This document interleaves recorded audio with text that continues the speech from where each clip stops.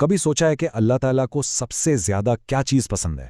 لگتا تو یہ ایک بڑا سیدھا سادہ سا سوال ہے نا، لیکن اس کا جواب ہمارے ایمان اور ہماری زندگی کو ایک بالکل نیا رخ دے سکتا ہے۔ تو چلیے آج اس گہرے سوال کے اندر تھوڑا اتر کر دیکھتے ہیں۔ تو سوال بالکل صاف ہے، آخر وہ ایک چیز کیا ہے جو اللہ کو سب سے زیادہ محبوب ہے؟ اب دیکھیے، فوراً ذہن میں کیا آتا ہے؟ شاید نماز، روزہ یا پھر زکوٰۃ اور خیرات۔ یہ سب چیزیں بہت اہم ہیں بالکل، لیکن ایک جواب ایسا ہے جو شاید ان سب سے بھی الگ اور بہت ہی زیادہ طاقتور ہے۔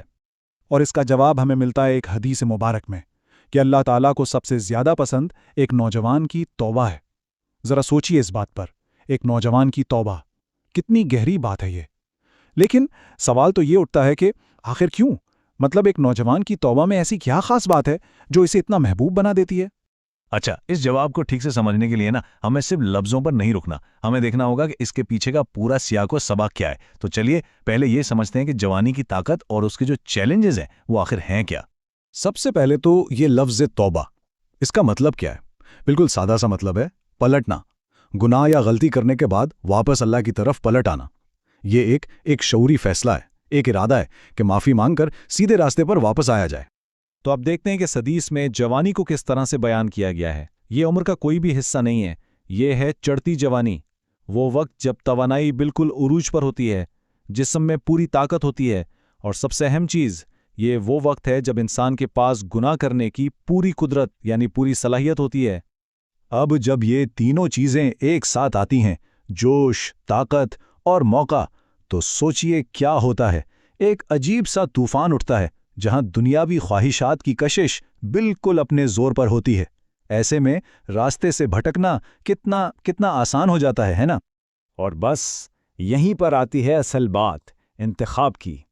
یہ اس بارے میں نہیں ہے کہ گناہ کرنے کی صلاحیت ہے، بلکہ اس بارے میں ہے کہ اس صلاحیت کے ہوتے ہوئے ایک دوسرا راستہ چننا۔ اس کو ایسے دیکھیے کہ ایک نوجوان ایک دوراہے پہ کھڑا ہے۔ ایک طرف ہے گناہ کا راستہ جو اس کی جوانی کی طاقت اور خواہشوں کی وجہ سے بہت آسان لگ رہا ہے، بہت پرکشش لگ رہا ہے، اور دوسری طرف توبہ کا راستہ، ایک مشکل راستہ جس کے لیے خود شناسی چاہیے، ایک مضبوط ارادہ چاہیے، اور حالات کے بہاؤ کے خلاف جانے کی ہمت چاہیے۔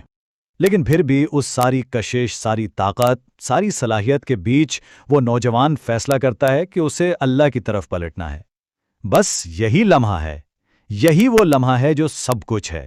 یہ ایک ایسا فیصلہ ہے جو اصل میں اپنی ہی خواہشات کے خلاف ایک بغاوت ہے۔